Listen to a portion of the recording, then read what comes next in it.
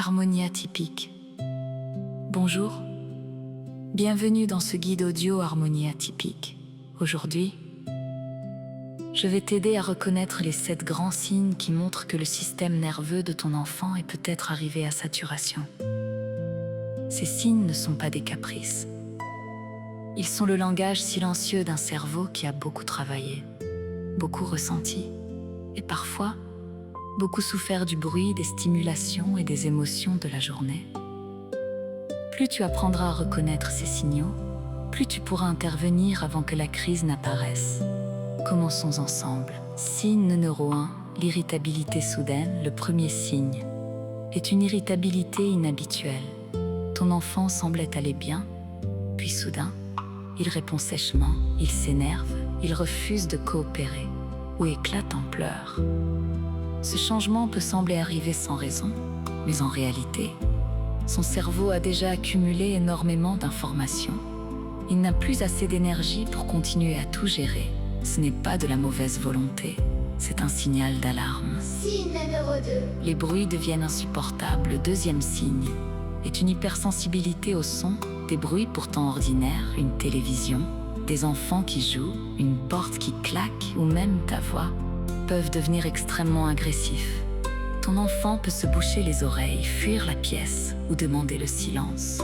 Son cerveau ne filtre plus correctement les informations sonores. Tout arrive en même temps. Signe numéro 3. Les difficultés de concentration, le troisième signe. Et la perte de concentration. Tu as peut-être l'impression qu'il ne t'écoute plus, qu'il oublie immédiatement ce que tu viens de dire ou qu'il regarde dans le vide. En réalité, son cerveau essaye simplement de récupérer.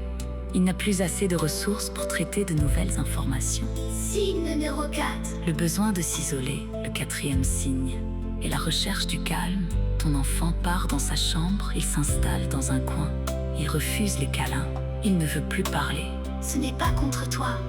Il cherche simplement un endroit où son système nerveux pourra enfin ralentir. Respecter ce besoin Peut éviter une crise quelques minutes plus tard. Signe numéro 5.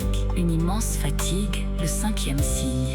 Est une fatigue brutale. Ton enfant bâille, il traîne les pieds. Il s'allonge, il devient très lent. Cette fatigue n'est pas seulement physique. Son cerveau a consommé énormément d'énergie pour gérer les stimulations de la journée. Il a besoin de récupérer. Signe numéro 6. Les réactions du corps, le sixième signe. Et l'apparition de tensions physiques. Maux de tête, Maux de ventre, raideur, nausées. besoin de serrer les poings. Le corps parle lorsque le cerveau n'a plus les mots. Ces sensations sont souvent le reflet d'une surcharge émotionnelle. Signe numéro 7. L'explosion émotionnelle, enfin. Le septième signe, la crise, les pleurs, Les cris, la colère, ou parfois au contraire, un grand silence, un retrait complet. une absence. Cette explosion n'est pas le problème, elle est la conséquence. Le cerveau a retenu, jusqu'à ne plus pouvoir contenir toute cette énergie. Le message le plus important, si tu reconnais plusieurs de ces signes, n'attends pas la crise, offre du silence, réduis les stimulations, parle doucement, respire avec ton enfant et rappelle-toi toujours, il ne cherche pas à te défier, il cherche simplement à retrouver son équilibre.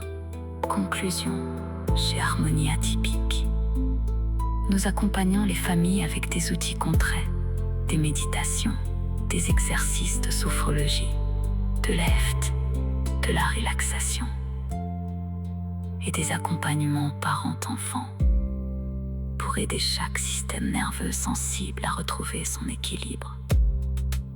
Si ce guide t'a aidé, télécharge gratuitement le guide de